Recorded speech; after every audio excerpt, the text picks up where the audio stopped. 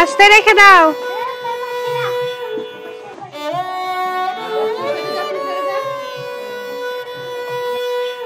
এ বিট্টু কই?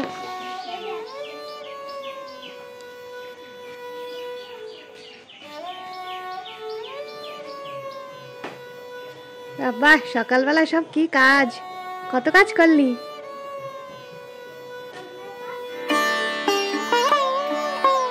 শ্রাদ্ধের দিন সকাল থেকে আজকের গল্পটা শুরু করছি। তাহলে নমস্কার সবাইকে, আমি বিপাশা আমার চ্যানেলে সকলকে স্বাগত জানাই আরও একটা নতুন সুন্দর ব্লগে। আশা করি যে যেখানে আছেন ভালো আছেন এবং সুস্থ আছেন। আমি তো আপনাদের আশীর্বাদে আর ঈশ্বরের কৃপায় ভীষণ ভালো আছি। আজ তো আমাদের বাড়িতে ঠাকুমার শ্রাদ্ধানুষ্ঠান হচ্ছে। এই শ্রাদ্ধ করতে অনেকটা সময় লাগে বলে ঠাকুরমশাই সকাল সকালই চলে এসেছেন। এখন ঘড়িতে বাজে ওই 9টা মতো। ব্রাহ্মণ মশাই বড় যত্ন করে ষোড়শ দানের সামগ্রীগুলো একে একে সাজিয়ে নিচ্ছেন, আর আমিও একটু ওনায় সাহায্য করছি। শ্রাদ্ধানুষ্ঠানের পাশাপাশি বাড়িতে ভাগবত পাঠেরও আয়োজন করা হয়েছে। পরিবারের সকলে মিলে চেষ্টা করেছে যেন প্রতিটি কাজ সুন্দরভাবে সম্পূর্ণ হয়। তাই এই বিশেষ দিনের ছোট্ট ছোট্ট মুহূর্তগুলো তোমাদের সঙ্গেও একটু ভাগ করে নিচ্ছি। এই ষোড়শদান শুধু সামগ্রী নয়, ঠাকুমার আত্মা যেন শান্তি পায়, ওনার পরলোক যাত্রা হোক আলোকিত। সামনের দৃশ্যটা শুধু একটা রীতি নয়, এ যেন এক অমূল্য স্মৃতি, বিদায়ের আবেগে ভরা এক মুহূর্ত।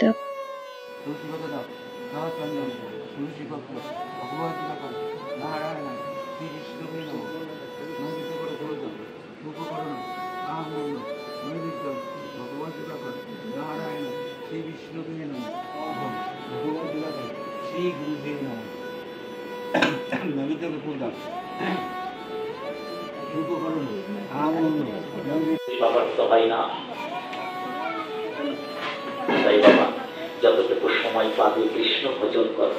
এই পৃথিবী পরিত্যাগ করতেই হবে। এই পৃথিবীতে কেউ চিরদিন থাকতে আসে নাই বাবা, যেতে আমাদের হবে, কিন্তু যাওয়ার সময় যদি কর্ম না করে যায়, জন্ম আবার হবে, কিন্তু সে জন্ম কিন্তু এই জন্ম আর হবে না। সব সময় ভাবতে ভাবতে কি হলো, যেদিন ওই মথুরায় গিয়ে ভগবান কংসের এই বক্ষস্থলে দেখবেন ছবিতে আছে, বুকের উপর বসে আছে। তো যেদিন ভগবান কৃষ্ণকে তো দেখে নাই, কোনোদিন নিরক্ষর করে দেখে নাই, নাম প্রকাশ করেছে।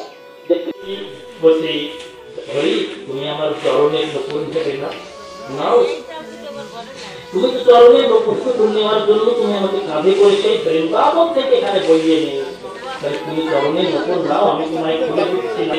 হরি ডাকাত তখন চরণে হাত দিয়ে বলছে, হে গোবিন্দ হে নারায়ণ, তুমি আমায় ক্ষমা করো, কতই অপরাধ করেছি আমি প্রভু, আমি তোমায় চিনতে পারি নাই।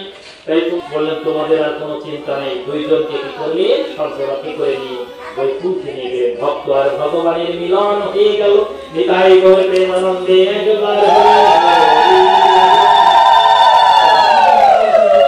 মানে আমরা বুদ্ধিমান, আমরা জ্ঞানে বুদ্ধিতে সব থেকে ভালো, এমন কোন মনুষ্য জাতি আছে পৃথিবীতে। বিজ্ঞান যতই উন্নত হোক না কেন, কোন মানুষের ক্ষমতা নেই এই ফুলটা ফুটে আছে বলে এক ফোঁটা মধু লাগে।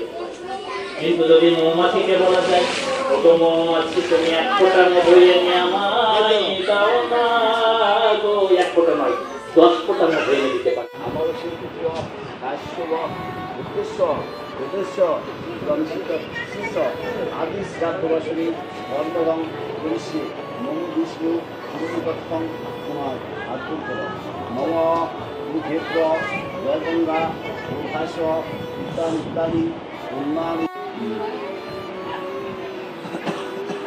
একটা পাত্র হাত দিয়ে নাও।